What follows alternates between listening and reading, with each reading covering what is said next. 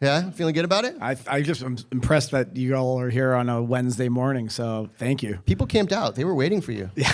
They want to hear this journey, man. Like, this is a big deal. Well, thanks for having me. I appreciate it. Yeah, cool. So there's a lot to talk about with you because I call you the accidental food entrepreneur, tech entrepreneur. You have such a unique story. Let's talk first up front about Prince Street. And the reason I want to bring this up first is, how do I not have this dude on the screen? I'm sorry, people. This guy. If you're listening at home, there's actually a great picture of Lawrence on the screen. We're gonna dance around food and travels in life for a little bit, but Prince Street Pizza is, to me, an iconic conversation to start with. And the reason I say that is, I want to know from you, what was that particular moment where you knew I love this thing. I want to work on expanding it. Well, the moment when I wanted to expand it. Yeah, tell me about that. Because there's a couple moments that happened throughout my Prince Street career that I think let's do this. Are pretty important. I think the first time I had a bite of the pizza was I was sitting on the sidewalk of New York, kind of lonely, in that big city, and I had a slice of Prince Street. My friend was like, best pizza. He was playing for the New York Rangers. And he said, this is the best pizza in New York. You got to go try it. And this is 2014. So Prince Street wasn't Prince Street. It wasn't even that popular. There was no line, nothing. And I tried a bite of that spicy spring, and I never tried a pizza like that. And it was just it brought me all this happiness. And I remember that moment. The moment when I was like, oh my God, I got to expand this brand was when I did the pop-up on National Pizza Day in 2018, February 9th, 2018, and there was a 3-hour line in the pouring rain down Sunset Boulevard, and I was like, holy shit, people know what this is. And at that moment, I was like, okay, there's something big here. And so that's the moment when I was like, you got to figure out how to expand this brand. I like that you just locked in 2 moments that we're going to, again, kind of dance around, because I think food is one of these universal languages, right? You can remember almost anywhere you are in the world, that meal set a tone for you. So let's go back for a second. From Toronto originally. What was food, community, travels like for you growing up? Well, it's funny because I grew up in an Italian family who, and I say this all the time, but at breakfast we talked about what's for lunch. At lunch we talked about what's for dinner. At dinner we were talking about what we're going to have for a late night snack or who's cooking breakfast in the morning. So it's everything, every conversation revolved around food. And I think that kind of, for me, was growing up in it being that cornerstone of every conversation, and the thing that brought my family and everyone together was food. And it's kind of, you don't realize it, but it is the center point, but it's not really the focal point, but it is really, what, for me and my family, what continually brings us together. I mean, we go to our cottage now, and we're all living all across the world, but we have a summer home, and we have we just had a meatball fest there. So everyone creates their own meatballs. And, I remember I was telling you the biggest food experience that I have is going with my father, my grandfather on Saturday afternoons to have a veal parm sandwiches at a place called California Sandwiches in Toronto, Ontario. It's in Little Italy in Toronto.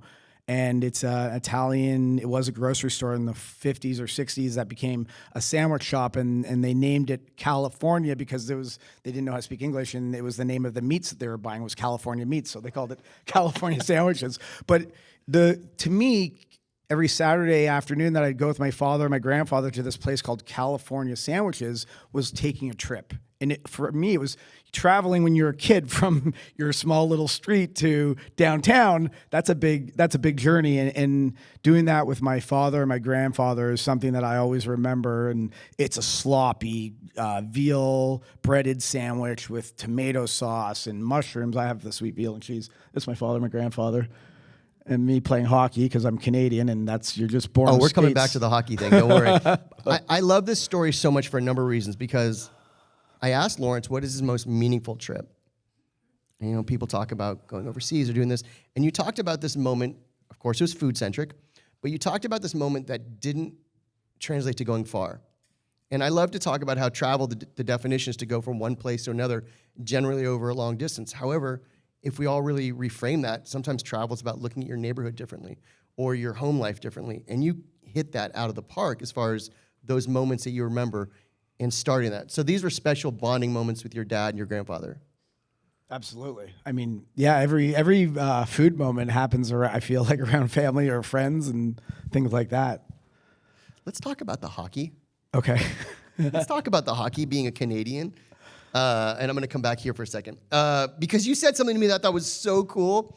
When Lawrence and I were talking, and I super geek out over these travel stories, people. But Lawrence was like, oh, yeah, 13 or 14, I was playing for Team Canada. We did a bunch of like European road trips or tournaments and stuff. Yeah. Was that your first time like out of the country as a kid without your family? And like, what were those moments like? Did you like the food? Did you like the experiences? Yeah, so I played on Team Canada, the World Friendship Tournament when I was 12. And we traveled to Germany, which was my first time ever in Germany. And my whole family, I remember smoking on the plane. That's what I do remember. It was like disgusting. I lied on the floor. You or everyone else? What's that? No, not me. I was 12. But everybody else was smoking on the plane. That's so long ago. That trip, I remember that McDonald's menu was different. That I remember. And I also remembered that I wasn't really that into German food. I remember my palate wasn't ready for it. But it was interesting to see how every culture was different, yet still the same. You know, they loved their Wiener Schnitzel and they were really proud of it and stuff like that.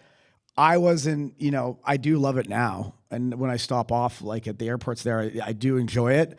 But back then I remember not really being a huge fan of it, to be honest. But when we went to Italy, that was a different story because we got lost in a small village in Calabria, and we had no idea. We got stuck in between our van got stuck in between two houses, literally.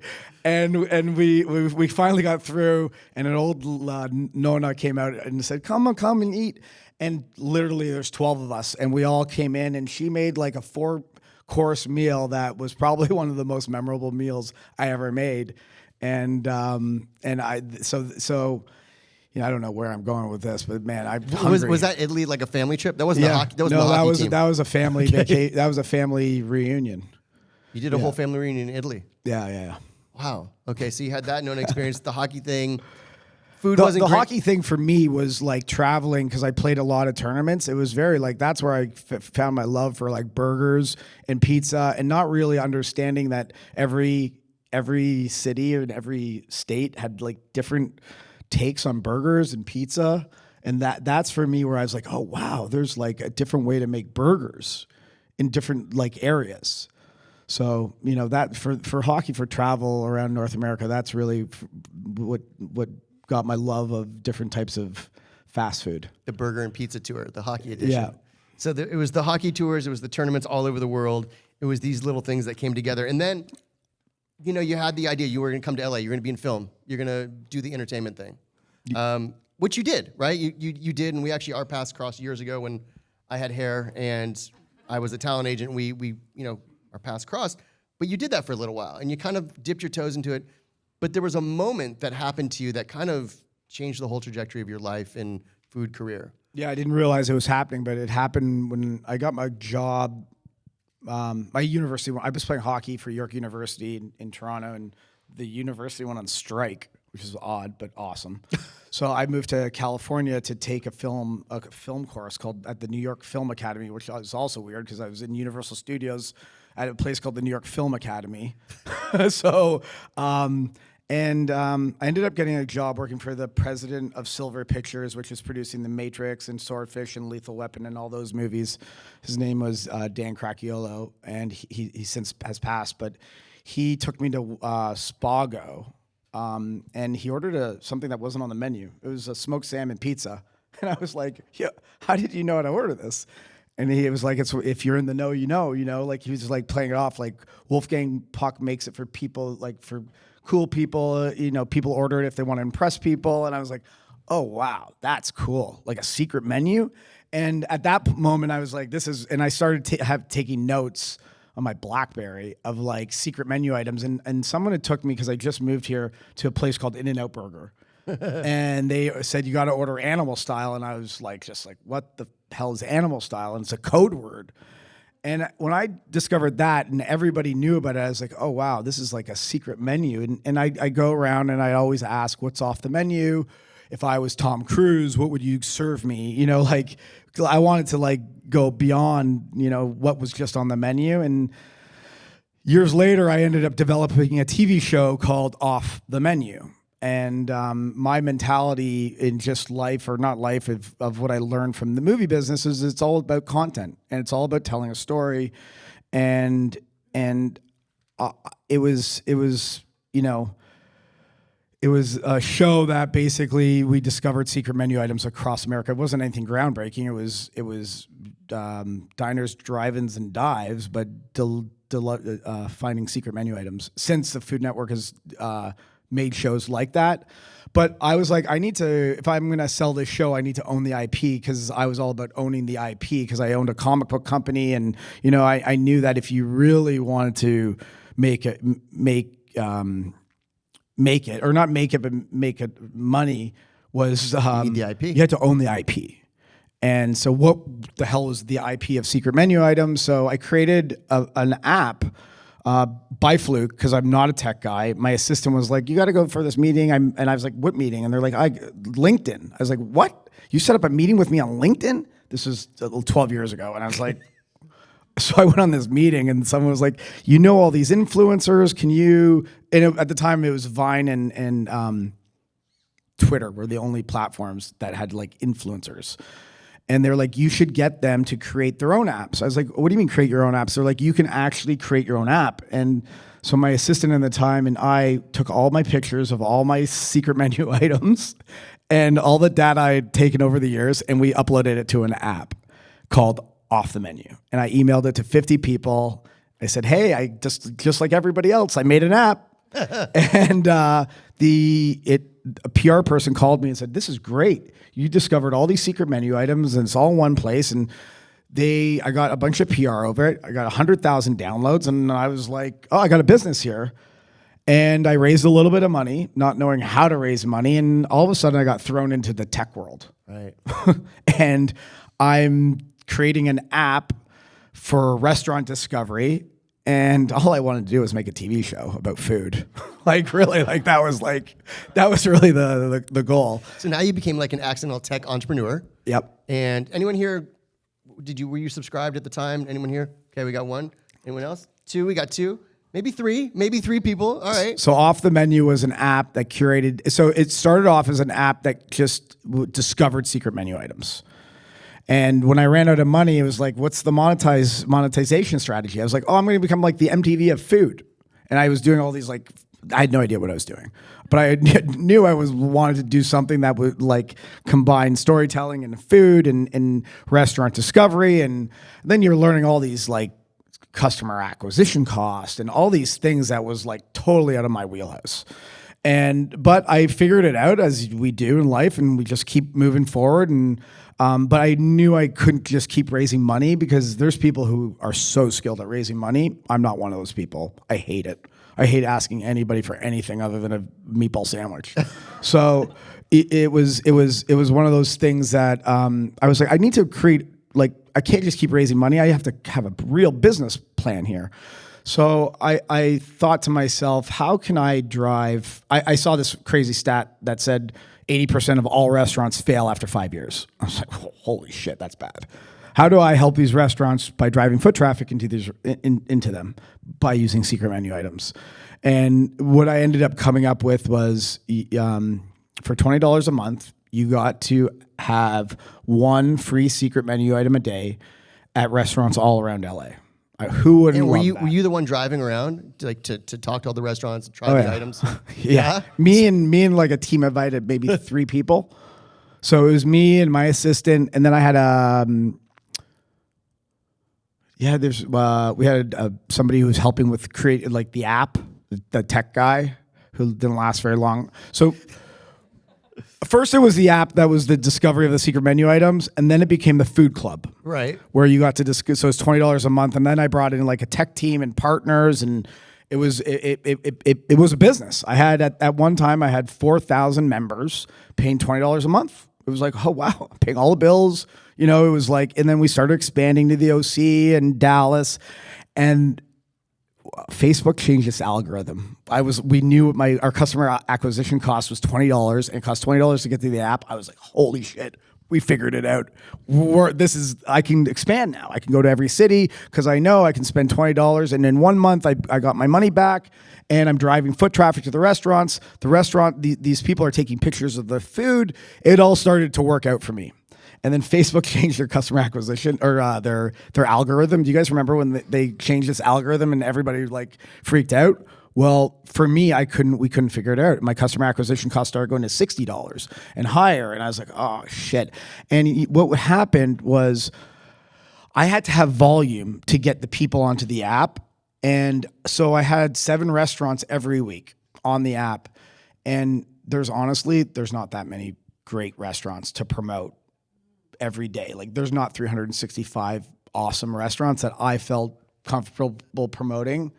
You want to say something? Well, no, I was going to say that's a really good point because I love your authenticity here. You're like, it's not just business. You're like, you have to also love the food because you, at your heart, want to like have this meal with everyone else. Well, because I remember like on staff meetings and be like, you're not promoting this. And I was like, this restaurant sucks. The food sucks. What they're offering sucks. Like, it's not like, it's like, and you're losing your integrity of, and when I look back now, and maybe I'll do it eventually when I can, is that if I had only done one restaurant and focused really on just promoting one restaurant a week and having that secret menu item and driving all this traffic to that one restaurant, I probably would have been more successful.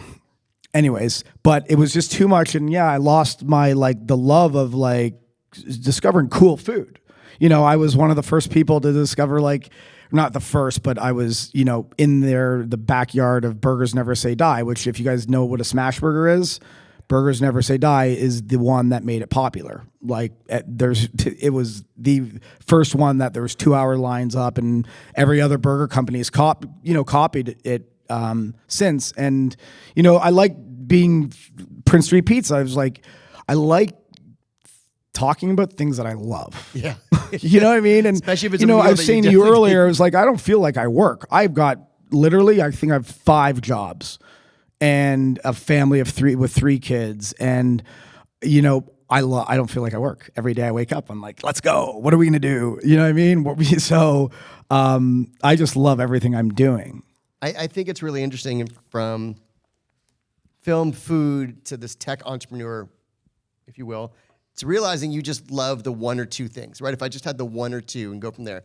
I want really quick, since you were the one driving around finding these off the menu items, is there a random story, one super odd thing that was off the menu secret item that you were like, still sticks out to you, like someplace?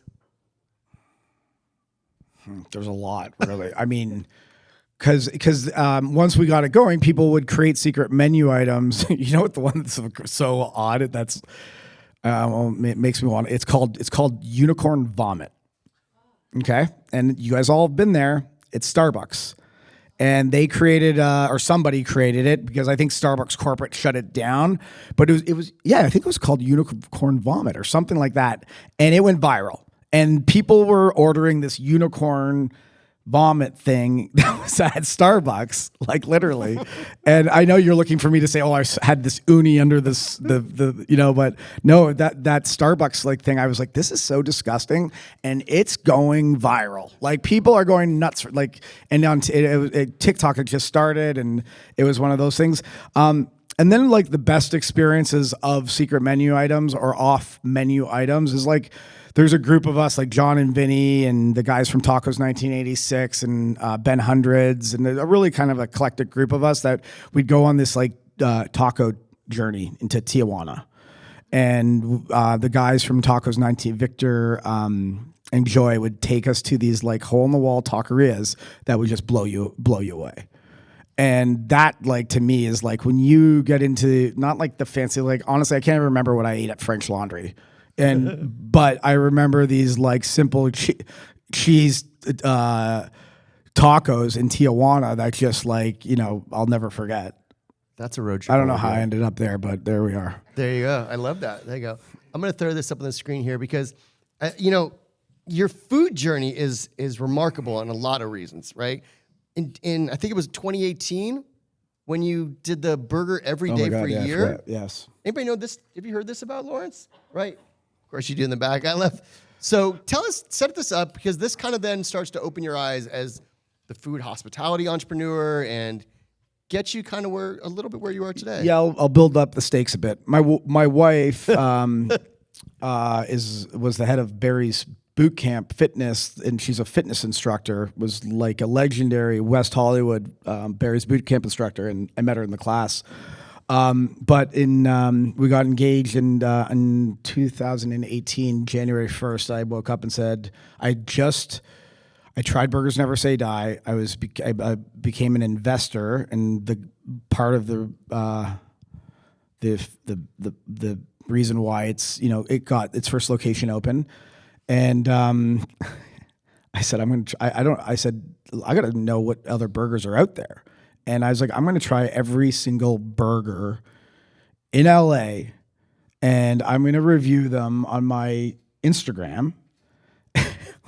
And she thought I was freaking crazy. But yeah, in 2018, I ate a burger a day, every day, a different burger every day for a year.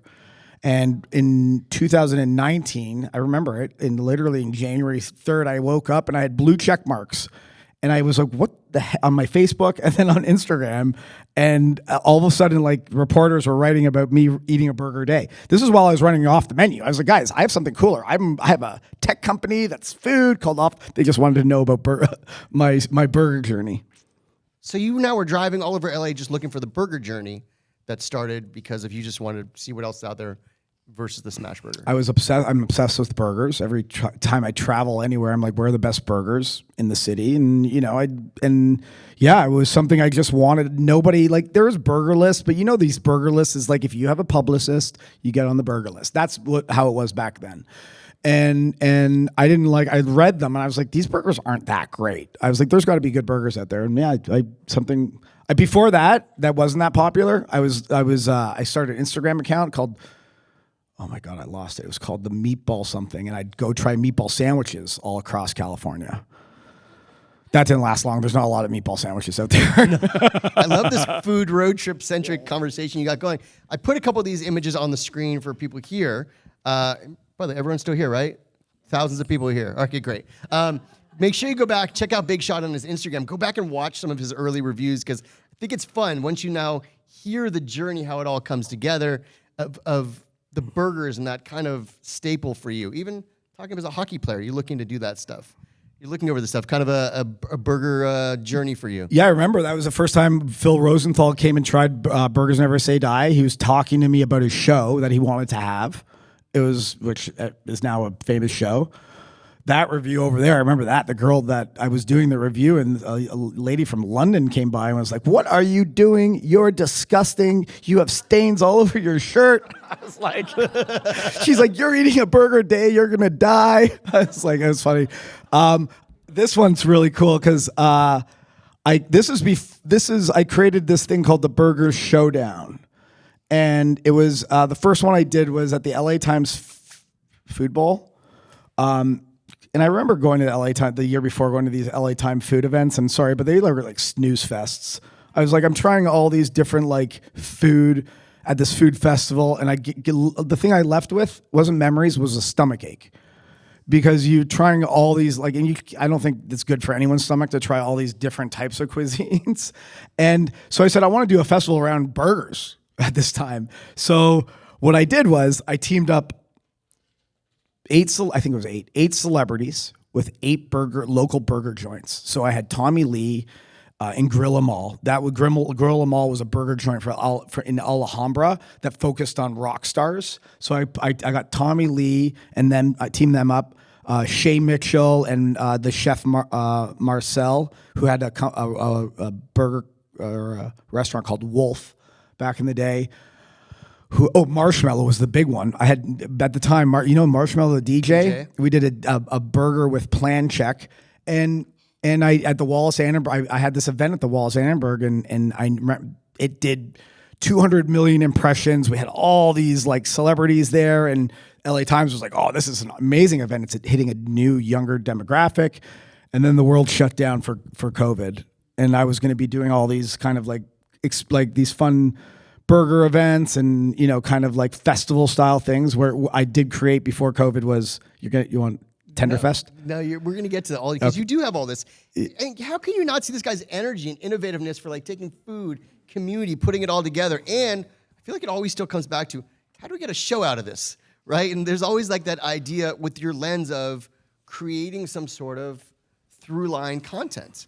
And that comes back to your storytelling, your product, and your hospitality and service, right? But very easy, meat and potatoes, if you will, right? The burger side of it. I also really, and I have to just say this, I love that you take a city like LA, and I talk about travel. You don't have to go far. You're bringing people together, whether it's Alhambra, downtown LA. I'm sure your burger stories are legendary all over the city. And, for you, it's just bringing people together with food. Absolutely. I mean, I love food. I love people. So let's go. I love a good story. Anyone else getting hungry? Because I'm kind of getting a little hungry. Thank you. I appreciate that. All right. When's the pizza get here? First off, by the way, I forgot to mention this. Did everyone get a raffle ticket? Yeah. If you did not get a raffle ticket prior to the raffle, we'll make sure, because we are going to raffle off some pizza and burgers. There'll also be a travel thing as well, but I mean, come on. I thought it was too early to bring pizza, to be honest. Never too early for pizza.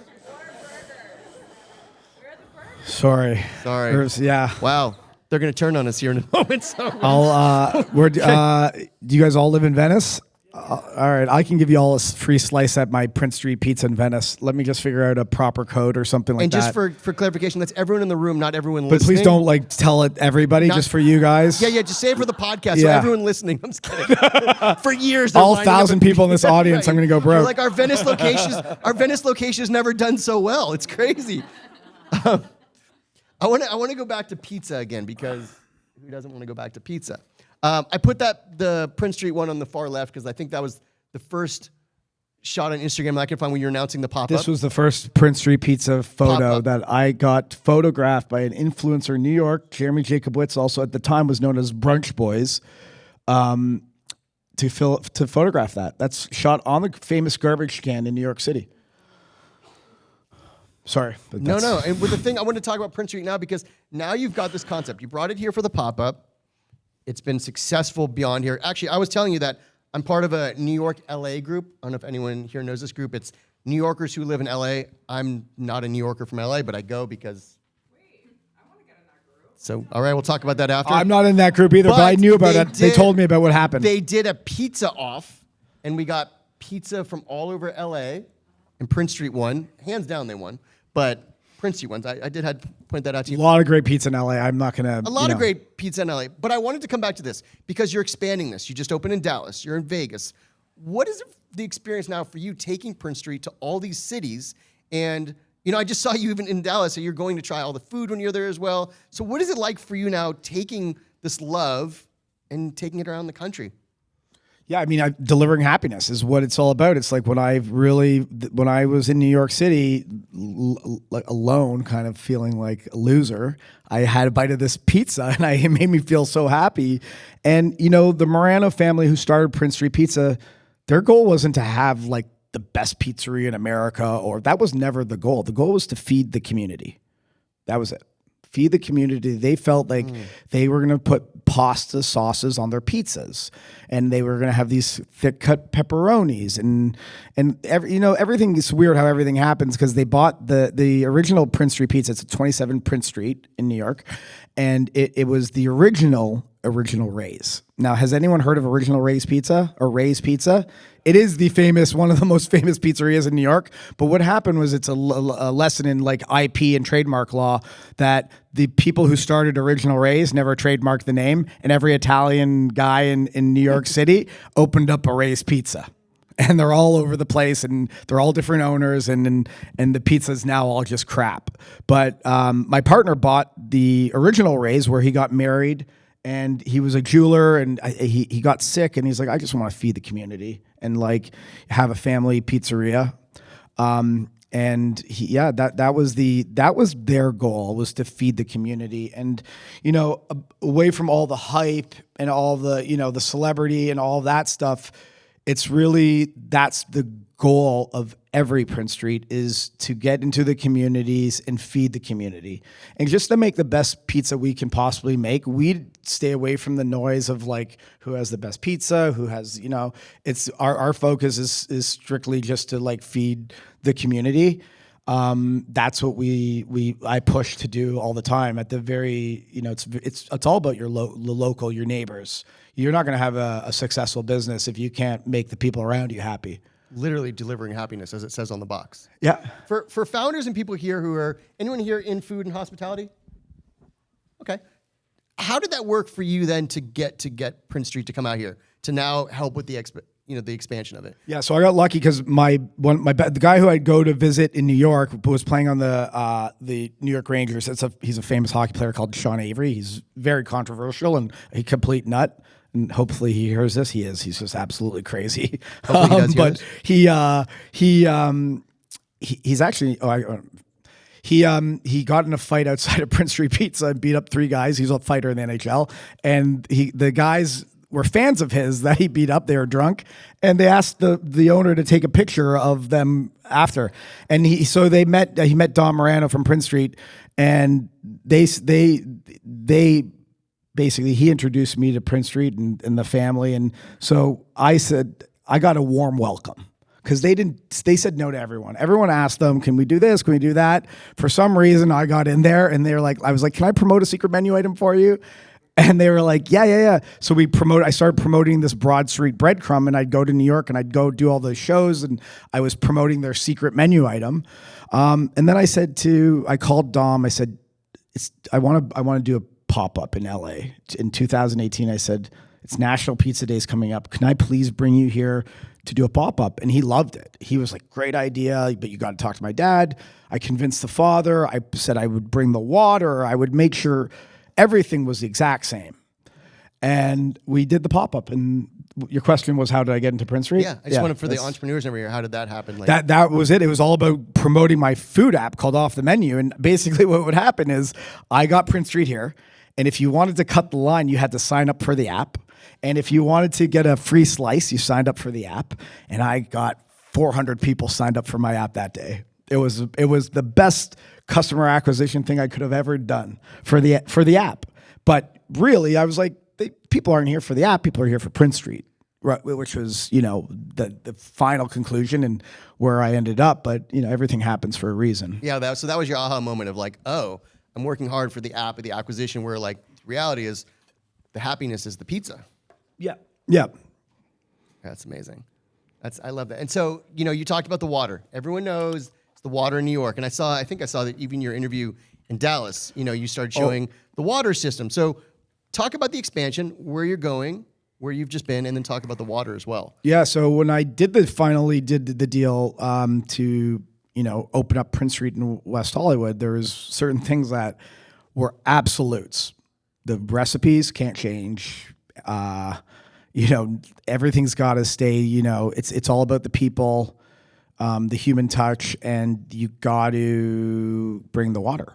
And I was like, oh, that's heavy. It's expensive. There's no way. And, as I was scrambling to figure out how I was shipping water for the pop-up, because of Off the Menu, I was in touch with all these different restaurants, and a really awesome food entrepreneur was doing this thing called Ghost Pizza, and now Ghost Sandwiches, which are unbelievable sandwiches. And he had told us, I was like, he has a filtration system called the New York Water Maker, and it turns your water into New York water. I was like, oh, this is it. Great. Can I buy your water? He said, yeah, no problem. I think he was like, don't even worry about it. It's like, and he gave me the water, and that know-how, or he told me about the company that does this. And that was the unlock for me to be like, okay, I can do this now. Wow. Or else I would have done it and not made any money, because I would have been shipping water. Which is crazy. Yeah. Which is literally crazy. Yeah. You just have a pipeline across. So how many Prince Streets have you now opened, and what's next? Number 17, we opened last week in Dallas. Congratulations.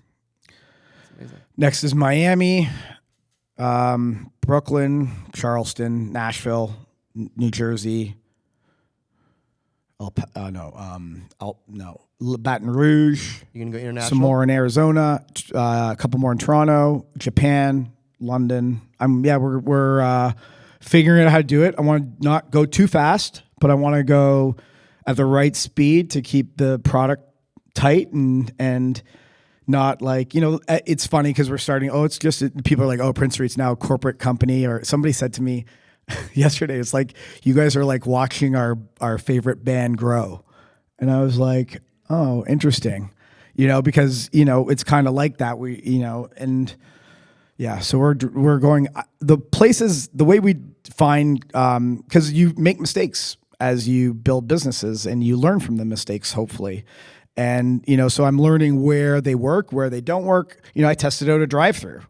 Whoever thought pizza would work at a drive-through, but I was like, interesting. When I go to New York, or when I go to our pizzerias, I say, hey, I want those 3 slices. They put them in the oven, they reheat them. I wait for 2.5, 3 minutes, and then they give them to me in a box and I go. I was like, well, that's a drive-through. So they called me, my friend owned this property, which was the old Arby's. And they asked West me Hollywood? Hollywood. Hollywood. In Hollywood. So first Arby's in California, and it was shutting down. They didn't want to be there anymore. And Raising Cane's was taking it over, but they weren't going to have their permits for like a year and a bit or 18 months. And my friend said, hey, Lawrence, can you do a pop-up at the Arby's? And I was like, oh my God, this is awesome. First thought wasn't pizza. That was the last thought. The first thought was, could I make this in herbs? Too close to my other 2 herbs. I was like, okay, I'm going to call Evan Funky and see if he wants to do a $50 roast beef sandwich. Like do the Arby's sandwich, but by a professional chef and like make it awesome. Then I realized he's probably too tough to deal with. And, it would just like be sidetracked from me building Prince Street and Irv's and my best buddy hospitality business and like the things that I should be focused on. And at that moment I was like, oh, pizza drive-through. Let's do this, the shitty thing is, and I'll be straight, because I was making pizza with the equipment of a company that made roast beef sandwiches. So I had like convection ovens, no pizza oven. And, we do really, let's say big business at Coachella. We're like one of their main pizza vendors. And I'm proud to say we were the third most sold item at Coachella, which was our pepperoni square pizza. And, so we know how to get high volume out quickly because our pizza is unbelievable in the reheat. I stand by is that we have one of the best pizzas when you reheat it. So if you go order too much Prince Street pizza, put it in your freezer, eat it the next month. On the reheat, it's unbelievable. If you want me to go on a tangent, I had a frozen pizza deal in Dallas. And it was at the high-end grocery store called Grand Central Market. And I said, it's got to be sold for $25. They're like, no, we can't sell frozen pizza for $25. Your competition is at $7 and $8. I was like, my competition is crap.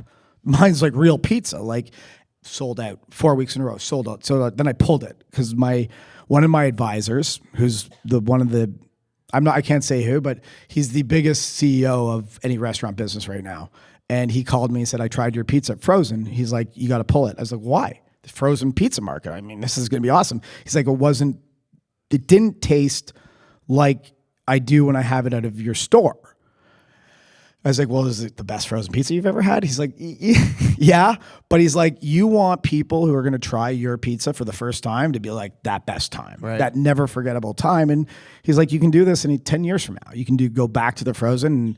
But we pulled it, and because it's really about that first bite and having that experience that I had as well. But at Coachella, we were able to take par-baked pizzas and reheat them. And I feel like it's not frozen, but it's like par-baked. So at Coachella, we can just pump those bad boys out. Pump out pizzas at a high volume. So I did it I remember now I'm telling the story. I did it at Arby's, and it works. So now I have my first drive-through Prince Street that I'm building in Arizona. That's where I came from. Now it made all sense. I love the pizza drive-through concept. I think that's brilliant. Yeah. I love how food, pizza, and all these things have taken you literally around the world. This middle image on the screen here I put up for a couple of reasons. One, you're in in the picture here with two legendary chefs, right? And I Wolfgang Puck couldn't do it today. It was last minute. They put me in there. well, I'm just saying, like, I love that. Wolfgang couldn't make it, so we put Lawrence in there. And like, again, you're the guy who was like, wait a minute, there's a secret menu here, and now you have this wonderful hospitality food resume. And again, I see you with these two incredible chefs, and it got me thinking a lot about your partnerships and what you do in building community, and you rely heavily on your relationships. And so I would love for you to talk about, we talked about storytelling, branding, partnerships, and even a big one you just announced. Go into some of these partnerships because I think they're key for the way the brand really touches people from Dallas to Vegas. Yeah, we just 2 days ago we announced we did a sneak peek about a collaboration with the UFC for Fight Week in New York. Like I said, it's all about telling stories and collaborating with other people. Pizza's a great platform to collaborate. It's like same with like a taco or like these vehicles are great ways to, collaborate with other communities and build your community. And that's for me is where it all came down from. Cause like at Off the Menu, that was like how I created something cool or secret. So how I created buzz around something that wasn't maybe buzzworthy is to put a story behind it, really, that's came from what I learned in Hollywood is, Michael Eisner told me, he's like, content is king, and that resonates across every business, and, so, yeah, so I'm here with these people, very fortunate enough to be with in them. Josiah Citron actually asked me to help him with his chicken restaurant, if like I could help him. And, that's where I really feel honored when these types of people be like, hey, you're the guy that can help me do this. And I was like, I'm not that guy, but, I'm flattered. Going back to even the festival thing, you talked about the Burger Fest before. You just had Tenderfest again, which I think was what, 5 or 6? It was, Tenderfest Forever, number 4. Number 4 ever. Anybody know about Tenderfest? All right. Chicken tenders. Who doesn't love a good chicken tender? It's a festival, the world's largest chicken tender festival. Obviously, and it's the world's largest chicken festival. It's a 2-part festival. It's contenders and tender vendors. So I take all the best vendors from all the best chicken tender vendors in the city and abroad, and I take the 4 chefs to create tenders, and that's called the contender competition, and it's a live competition. And this year was a battle, but it was great. I love how excited you get. And then we had celebrity judges. We had Diplo and all the Benny Blanco we've had all of them judge them. Back to using these relationships and partnerships, which I love. We talked about your most meaningful trip, which was the experience with your dad and your grandfather. Is there a most impactful thing for you that really laid the groundwork for your life, your career? A meal, an experience, a connection, a conversation, travel near or far? Is there Something the most memorable meal I've ever had? Well, I guess memorable or impactful. I mean, it could be like that first Prince Street you just said, in 2014. Well, yeah, the first time I had the bite of a Burgers Never Say Die, the first time I had that bite of Prince Street Pizza, even having the first time I had the Tijuana tacos in a parking lot in Hollywood. Which was Tacos 1986 first ever showing, or one of the first weeks that they set up in a parking lot in Hollywood. It was just trying that taco, which was unbelievable. Besides opening more Prince Street and Herbs and Tenderfest 5, what else can people look forward you coming up, and what's the future of food and tech, everything with you, bringing people together, everything? I think it's all just like, I'm trying to create this, these brands that, deliver value, deliver a good product that really get in touch with all the communities. My goal with Irv's Burgers, which was the story with Irv's is it was the first ever roadside burger stand on Route 66 in 1946. And it launched as Queenie's Burgers, then became Joe's Burgers, and then in 1970 became Irv's Burgers, and it became the hot spot for so Laurel Canyon was basically in the 60s and 70s where all the best musicians or the rock and roll musicians would play, hang out, do drugs, have sex, and eat burgers. And every celebrity at that time was going to Irv's Burgers, and it's on the Linda Ronstadt album cover, and it's it became this part of this culture. It was even George Motes wrote about it in Burger America. And when I was on my burger journey in 2018, I met the woman who was the owner of it and had been the owner since 1999, Sonia Hong, and the Hong family, and she was almost in tears because it had to close down, and they were trying to save Irv's. And it had been moved from its original locations, kicked out by Pete's Coffee and corporate America, and relocated.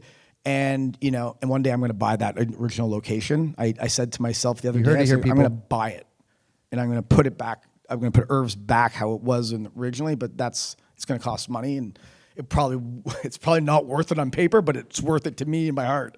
So I say that here now, and so I'm going to make it happen.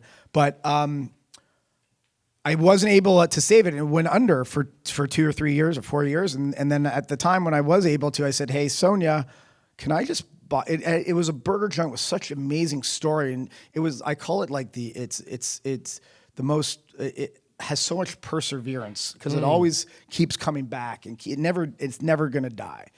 And so I offered her, Sonia, I said, hey, at the time I was doing well. And I said, can I just help you get it started? And she said, no, why don't you buy it from me and I'll come work for you? And that's so my goal with Irv's is I think that Irv's should be America's best burger stand. And I call it the all-American burger stand. And my goal there is to have an Irv's burger in every neighborhood in America. Just the nostalgic, no frills burger stand. And with Prince Street, my goal with Prince Street is to be the best premium pizza slice shop in America. So I have these simple goals that sound simple. I love this. But how to, it's all how to get there. And, like I said, I don't feel like I'm working. I just love everything I do. I get hungry when I wake up, and well, I'm getting hungry from this conversation, but I have to ask this, connecting food and travel, all these things. What does travel mean to you? Well, like you said, traveling is not just, getting on an airplane and going. Traveling is going down the street, going to a new neighborhood. I mean, you look at the best food critic of our time, Jonathan Gold. Well, I just got shivers talking about him because he was going to write the foreword to a book called Off the Menu that me and Jen Harris were writing way back when. That never actually happened because he unfortunately passed. But he would travel to communities, and it would be a whole new world. He'd walk into a door and it's a whole new world. So, travel to me, it's all about food, and travel it goes hand in hand, because even from neighborhood to neighborhood, there's a new type of culture there.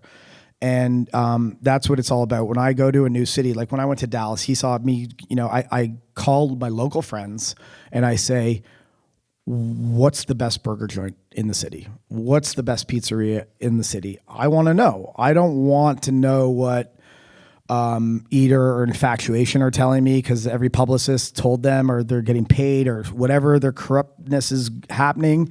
I want to know from the locals who have lived there, and I want to experience that, and that's what I do. I love doing it every time I go to these new places because my wife is always on top of me. I have a scale at my front door.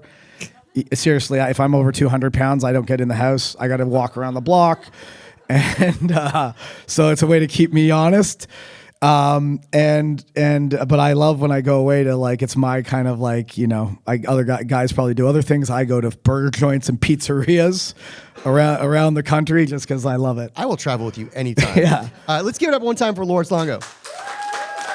All right. We're going to open it up for questions in just 1 second. But before we do that, just like every guest on the Travel With Me podcast, we're going to put you on the hot seat and do a speed round of questions. So we're going to put 60 seconds on the clock, starting now. What is your current country count? 10. Place you still want to visit? Japan. Place you tell people to visit? Italy. Window or aisle? Aisle. Mountains or beach? Beach. Airbnb or hotel? Hotel. Boat or train? Boat. Kindle, hard copy. Hard copy. Sunrise, sunset. Sunrise. Do you collect anything from your travels? Calories. Do you need the thing you need on a flight? Flight to Toronto, which I go to a lot because my family's there. I have the hot. Oh shit! That's speed round. Hot cookies. Favorite national park? Oh my god, where's the one I did the underwear? I forget. It's up by San Francisco. Favorite food? Pizza and burgers. Pizza burger. Favorite place in the world? Home. Well done. Let's give it up one more time for Lawrence.